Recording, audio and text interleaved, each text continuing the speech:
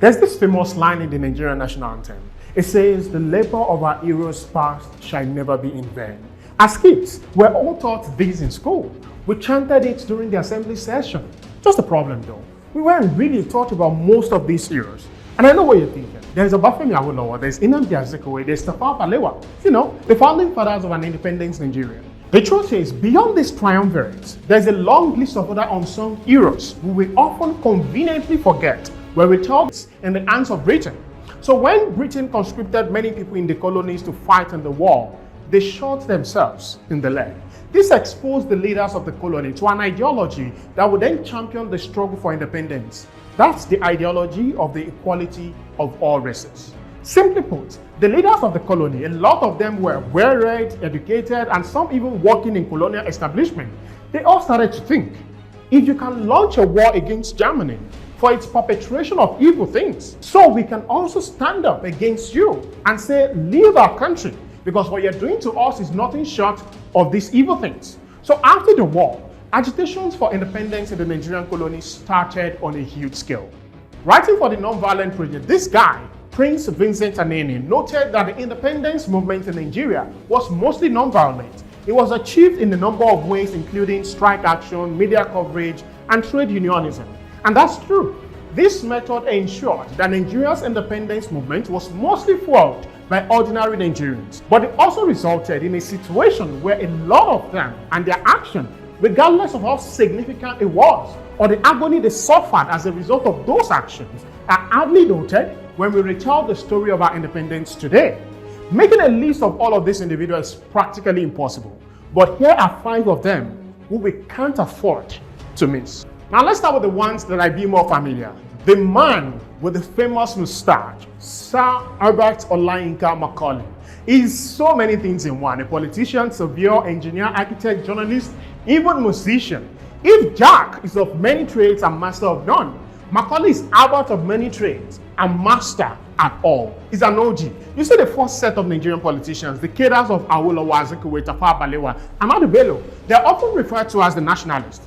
But you see, this man is Nigeria's father of nationalism. In fact, he's one of the earliest advocates for independence across the African continent. He was so fierce and feisty in this cause, and you would wonder why.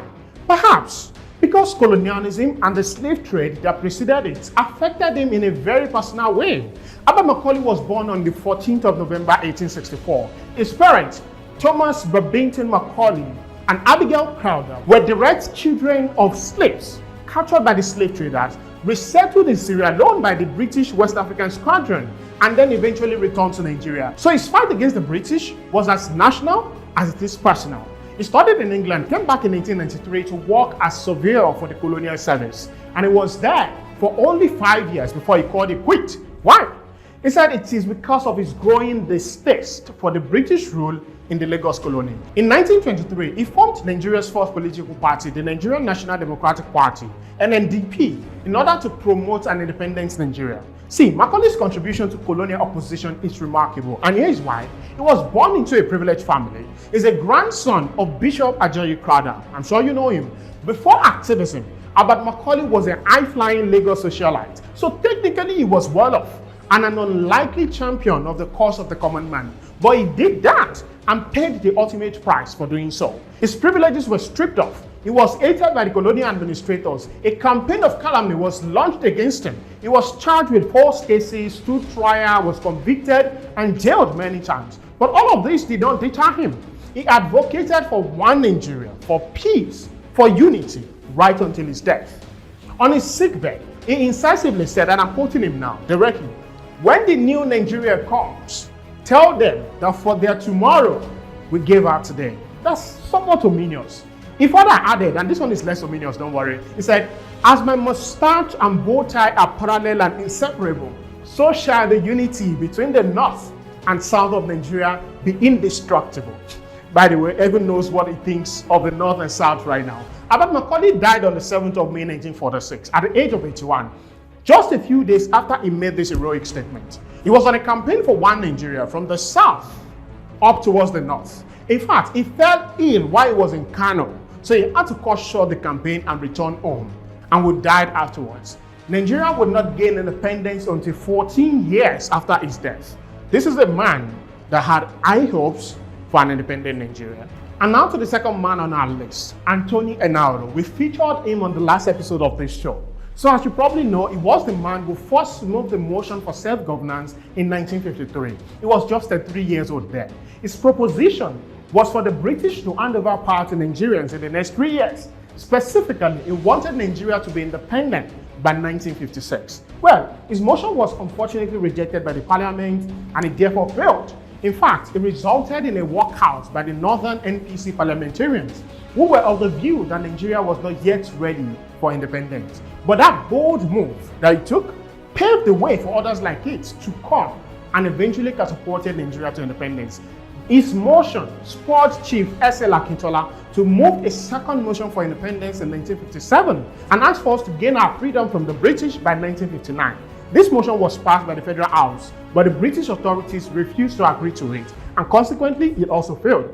Chief Remi Fani Kayode, a former deputy premier of the Western region, would move another motion in 1958, demanding that Nigeria should have her independence on the 2nd of April 1960. And in 1959, Sir Abubakar Tafawa Balewa submitted a new resolution to the parliament in support of Enahoro's original one, which was then approved. The colonial governor had to announce that the British government has decided to give independence in 1960 as a result of the ongoing pressure which was kicked off by Enahoro's audacious move in 1953. On October 1st, 1960, Nigeria gained independence. Meanwhile, in 1944, at the age of 21, Enahoro was appointed editor of Nnamdi Azikiwe's newspaper, the Southern Nigerian Defender, making him the youngest ever editor in history. As a student at King's College, he was part of the leaders of the student revolt. He was jailed many times. He was declared a fugitive offender. Beyond that, in the press, in politics, in civil service, and in the pro-democracy movement, Enahoro had a long and illustrious career. He is a master at creating records. Enahoro also came from a sporting background. He played golf and followed cricket ardently. He excelled in sports when he was at King's College and is credited with being the first Nigerian national to gain membership of an exclusive golf club in Nigeria. Fun fact, was also a major driving force behind bringing Festa to Nigeria in the 1970s. And it was during that time that both Muhammad Ali and Nnamdi Pelewura visited the country to widespread acclaim. So Enahoro is very prominent in the history of Nigeria's independence. Now we move to the next one. This next person on our list is a woman. She's called Alimotu Pelewura. In 1871, Pelewura was born in Lagos into the family of a Muslim trader. His name was Habib Pelewura. Pelewura was a devoted Muslim, just like her father. Alimotu took on her mother's job as a fishmonger, and by the end of the 1900s, she had made a name for herself in the industry. In her early years as a fishmonger, she was chosen to serve as the Alaga, the chairperson of Araromi Market in the 1920s. She controlled the market. She and a few other market pioneers created the Lagos Market Women Association, the LMWA. She was the association's first president, and she was known as the Alaga of Ereko Market. Alimotu Pelewura led anti-colonial movements as the head of the Lagos Market Women Association from the 1920s until her death in 1951, and the impact of her revolt was significant. Here's one example. During the Second World War, Lagos inflation rates increased significantly as a result of lack of food. Rationing had to be introduced. People could only buy limited food stock so that the rest can serve as reserve economy, depended mostly on the women. So for the government to start to tax women was just so irritable. Now this is the catch. Actually, this is the truth. Few of the 8,000 women that belong to Alimotu Pelewura's organization earned more than £50. So technically they were taxable under the rule. But Pelewura strongly believed that it might be a slippery slope for economic downfall of the market women.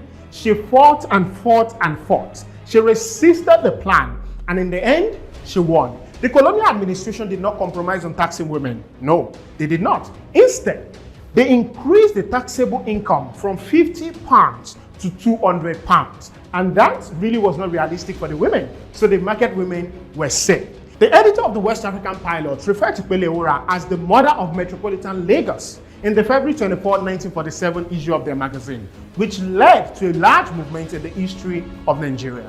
She worked with journalists and politicians, especially Herbert Macaulay, in order to oppose colonial regulations that were harmful to Lagos residents and women interests. Now, this is it. Pelewura and many of her supporters were illiterate. They weren't schooled, but they worked together with other people who were literate to express their thoughts in petition to colonial officials. Pelewura was given the honorary title of the Erelu of the Common People in 1947 by Obafemi, the King of Lagos. When she died, reports say close to 10,000 people showed up for her funeral on the 10th of March 1951. And the night market phenomenon that she started exists up until today. Many historians and researchers have made references to Pelewura's activism and the role of women in nation building. Also, the 2019 biopic film, The Herbert Macaulay Affair, features Pelewura's life and political pursuits in Nigeria. Now we're going on to the fourth person. Remember when I said that the independence struggle was fueled by strike action, the press, and labor union? Micheal Imoudu's story is a practical example of this. He was a renowned Nigerian labor union leader. Micheal Imoudu started labor union activities as a member of the Railway Workers Union, RWU. The union was to become one of the most militant unions in the country during the colonial period. The union was formed in 1931. In 1939, Imoudu became the president of the union. During the same year, the union was registered under the Trade Union Ordinance, which allowed trade unions the legal authority to come together and seek the collective rights and privileges of their members from their employers. RWU was the first union registered under the Act. Under Imoudu's leadership, the union renewed their demand for higher wage and improved working conditions for their people. Micheal Imoudu came to limelight in 1941 when he sought the government and the railway management consent to improve the condition of technical employees. Though the colonial government ratified some of their demands, the railway management was slow in implementing these changes. So after a while, the management released its concession to the workers, but they were displaced, and several negotiations had to take place further between July and September of 1941. So on the 30th of September 1941, the mechanical worker found their gate locked on the order of the works manager of the railway station. Micheal Imoudu then led a march to the seat of government in Lagos Island, shouting for the removal of the works manager. The protest got the attention of the government, which took immediate measures to resolve the workers' grievances. And they had to, because the railways were an essential amenity for the colonial government. They were used to ferry raw materials from the hinterland of Nigeria to the coastal region and then taken away to Britain. So they had to act promptly. They can't afford any strike in that sector. Though a lot of Micheal Imoudu's demonstrations were successful, it would later add constant clashes even with European managers themselves. The reason for the clashes was his disagreement with the preferential treatment meted out to European officials as against the Nigerian workers. So he said, "Treat us just like you treat your people. We're all workers." Between 1941 and 1943, he was queried many times and was even dismissed by January of 1943. In July 1941, though, a representative meeting of some selected trade union in Nigeria was held in Lagos. The meeting led to the founding of the African Civil Servants Technical Workers Union to protect the interests of the African technical workers. Micheal Imoudu represented the railway union and was eventually selected as the vice president of the union. The new union began to agitate for a grant of cost of living allowance, COLA as it was called at the time. By 1942, Micheal Imoudu was the chief negotiator between the government and the people to ensure that the cost of living allowance was increased to workers in order to soften the effect of inflation as a result of World War II. In 1943, after his dismissal, Micheal Imoudu was detained by the government, but his detention was later changed to restriction of movement. He was released on the 20th of May 1945 after the end of the war. On the 2nd of June 1945, a large rally was held to welcome him back from jail in Lagos. Reports say thousands of people came to welcome him. He had become a hero for standing for the rights of the Nigerian workers at the colony at the time. On the 21st and the 22nd of June 1945, Micheal Imoudu again led a wing of the organized union to organize a general strike. This cut across all sections of the economy and it crippled the colonial government practically. The British were irritated at his ability to galvanize movements against the government, and his move will inspire many more to do the same across the colony. Now that's for individuals. It will also be very important to note the contribution of some grouped people who led civil rebellion against the British and whose action was part of the larger agitations for self-rule and eventual independence. Which leads us to the fifth on this list, Enahoro and the Aba Women Rioters. You see, Enahoro and the Aba Women Rioters were a key part of the struggle for Nigeria's independence, and they confronted the British maladministration. These are women from southern part of the country who came together to organize what is now known as the popular Aba Women Rioters. The riot featured women who rebelled against economic and socio-political oppression of the colonial masters in parts of Igbo land, especially the imposition of tax on the market women and the dictatorial powers of the warrant chiefs who were in power following the introduction of indirect rule system of government. In November 1929, thousands of women assembled in Calabar and Owerri, from where they took over roads and streets in protest. Some of the warrant chiefs were forced to resign as a result of these riots. And this is actually the first major uprising against the British rule in Nigeria, the very first. And then to the second group, the victims of the Enugu Coal Miners Massacre. This is another group. It's a group of coal miners at the Iva Valley. They were among those who laid down their lives protesting British maladministration. The incident resulted in the death of about 28 coal miners, 28, who were shot dead deliberately at a British government-owned coal mine in Enugu State. So here's what happened. During the British colonial rule in Nigeria, coal was one of the major sources of income for Nigeria, and the Iva Valley mines, where this incident took place, had been built by the British. In 1916, coal production rose to 25,000 tons. By 1929, it was about 350,000 tons, and by 1945, it was about 668,000 tons. That's a lot. Coal production fed the West Coast and still met Nigeria's need. So you would expect that the workers of these mines are treated properly. But no, that's not the thing the British are known for. The workers, mostly Nigerians, faced harsh working conditions, battling racism and assault in the hands of British colonial masters. So on the 1st of November 1949, the situation escalated with a strike action over the debt owed to the workers. The colonial government cracked down on them. They returned to work, but then would implement something that would go on to be infamous in the history of civil disobedience in the colonial era. It is called the go slow approach. So this is what they did. They didn't stop coming to work because that would be illegal under colonial rule. They were at work, but they deliberately slowed down their productivity rates. They were working at the slowest pace for the lowest outputs possible.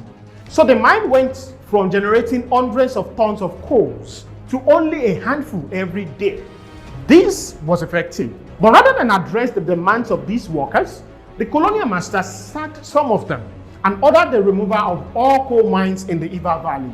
The workers resisted this. In confronting the protesters, the police chief, an officer called F.S. Phillips, ordered security operatives to disperse them with gunshots. They literally lined up the workers and then lined up the officers behind them, and they ended up shooting dead 28 workers, with a lot more getting injured. This was a deliberate massacre. In the immediate aftermath of this, protests were launched across the length and breadth of the country. The Sikhism movement, the NCNC, the West African Pilot, even the British Daily Times criticized the assault.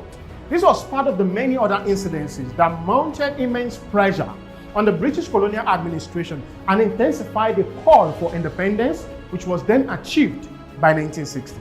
See, the roll call of Nigeria's heroes past is extensive. It goes beyond even those I've just mentioned. You have to think of those who lost their lives in the Akasa Raid of 1895, the Burmi War of Sokoto in 1903, the Ijema Massacre of 1940, the Adobe War of 1918, the Aba Women Riot of 1921, the Labour Demonstration of 1941, the King's College Protest of 1944, the Eba Women's Tax Riot of 1948, the Enugu Coal Mines Massacre of 1949, among others. All this liberation struggle triggered political and nationalistic revolution for Nigeria's independence in 1960. But here's the problem. So far, only some notable Nigerian leaders have been officially declared as national heroes by our government. We have to think of these ordinary Nigerians too. These are people who believe that independence is the fruit of decades of struggle. We need to first unearth them from the graveyard of our forgotten history. We need to understand their labor and then honor them duly with a constantly renewed dedication to upholding the values, the freedom, and the rights that they fought for and paid dearly for. Only then can their labor not be in vain.